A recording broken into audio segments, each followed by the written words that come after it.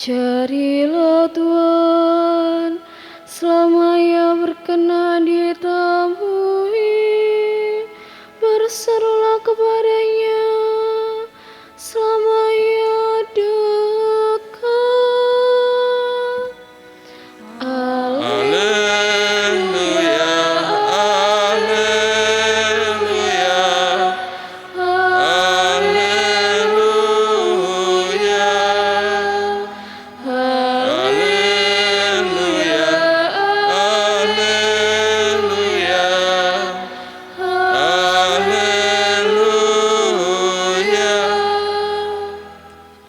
Tuhan bersamamu. Dan bersama rohmu. Inilah Injil suci menurut Matius. Dimuliakanlah Tuhan.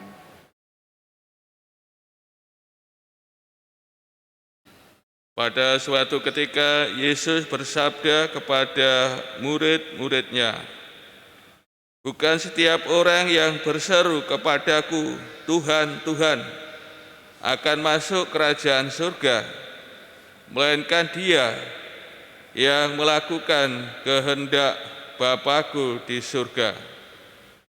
Setiap orang yang mendengar perkataanku dan melakukannya, ia sama dengan orang bijaksana yang membangun rumahnya di atas batu.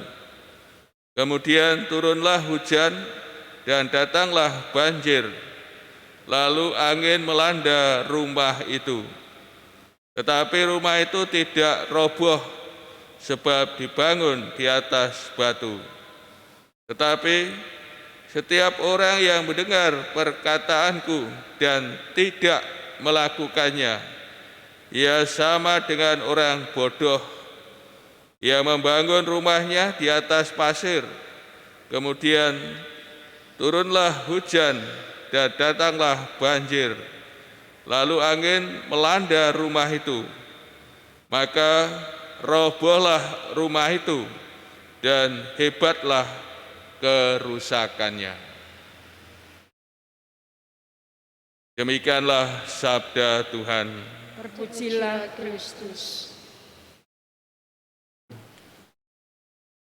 Saudara-saudari yang terkasih,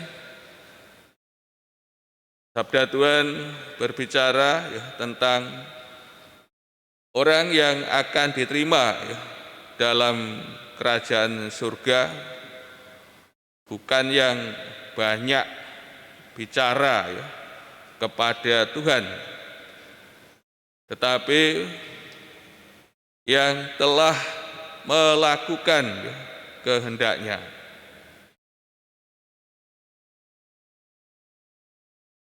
Orang yang melakukan dan tidak melakukan ajaran Tuhan Yesus dikontraskan dengan orang bijaksana dengan orang yang bodoh.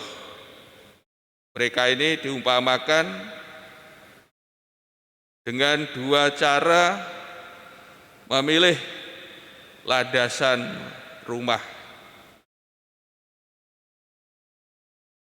Orang yang mendengarkan dan melakukan sabda Tuhan disebut sebagai orang bijaksana. Digambarkan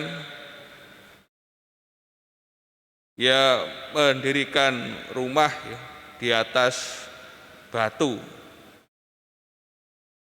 sehingga rumah ini tetap kokoh berdiri meskipun ada badai dan sebagainya.